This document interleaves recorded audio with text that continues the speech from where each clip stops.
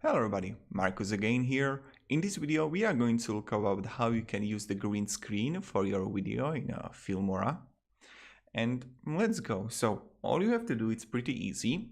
Go with a right click on your footage which you got a green screen in. I download this video from YouTube. Right click and you got a green screen right here, baby.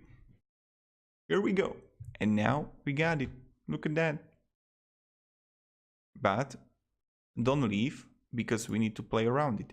As you can see, it's a little bit green there, so we need to, or even a little bit of white, so we need to play around it a little bit.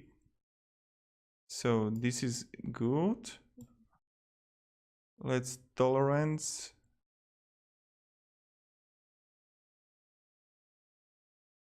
Okay. Edge thickness. This is too much. Or is it too much? Okay, and edge feather. Yep, this could be cool. So this is how you do it.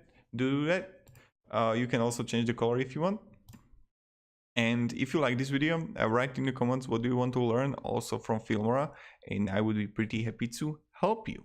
So thank you all and goodbye.